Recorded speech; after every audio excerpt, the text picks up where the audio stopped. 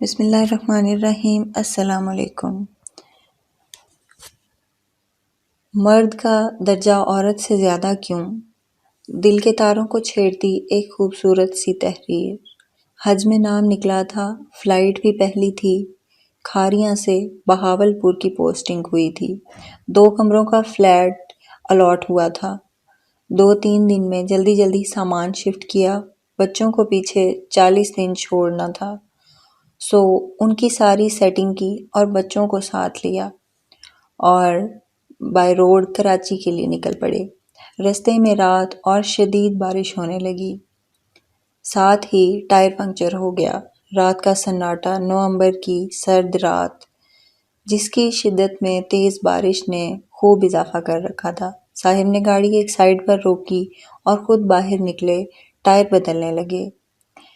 7 سالہ ارسل بھی بابا کے ساتھ اترا اور اترتے ہوئے بولا، ماما اچھی طرح دروازہ بند کر لیں، آپ لوگ بھیگ نہ جائیں، اور پھر برستی بارش میں ٹارچ تھامے کھڑا تھا۔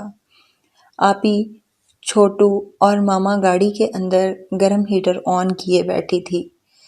چھتری نہ ہونے کی وجہ سے ارسل بھی بابا کے ساتھ مکمل بھیگ چکا تھا۔ ہم دھندلائے شیشوں سے ان دونوں کو سردی میں بھیگتا دیکھ رہے تھے اور ساتھ دعاؤں میں مصروف تھے۔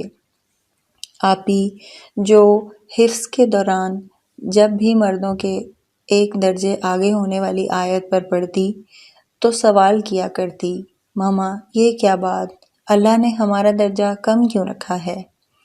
10-11 سال کے ننھے سے ذہن میں سوال اٹھا کرتے تھے۔ ماما کئی مثالوں سے سمجھاتی مگر ننھا ذہن اٹکا ہوا تھا، سو اس وقت بھائی کو بھیگتے دیکھ کر بولی، ماما اسے ٹھنڈ لگ جائے گی نا؟ ماما بولی، وہ جو آپ پوچھا کرتی ہیں نا، ماما مردوں کو اللہ نے 1 درجہ زیادہ کیوں دے رکھا ہے اور ہمیں کیوں 1 درجہ کم دیا ہے؟ کیا عورت کمتر ہے؟ تو یہ دیکھو، یہ 1 درجہ زیادہ ہی ہے جو 1 سالہ بھائی بھی باہر برستی بارش میں تمہیں اندر بٹھا گیا اور کہہ گیا کہ کہیں تمہیں سردی نہ لگے، کہیں تم نہ بھیگ جاؤ۔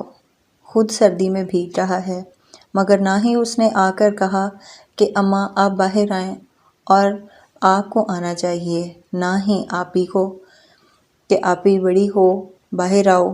یہ 1 درجہ کم ہی ہے کہ ہم اس وقت گرم ہیٹر چلائے اندر گاڑی میں بیٹھے ہیں اور ہمارے حصے کی بھی ساری تکلیفیں بابا اور بھائی اٹھا رہے ہیں۔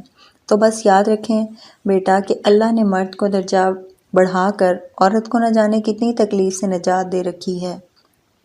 جب تک عورت اس 1 درجہ کو خاموشی سے قبول کرتی رہے گی، وہ ایسے ہی مرد کو اپنے سامنے باپ، بھائی، شوہر اور بیٹے کی صورت میں ڈھال بنتا پائے گی۔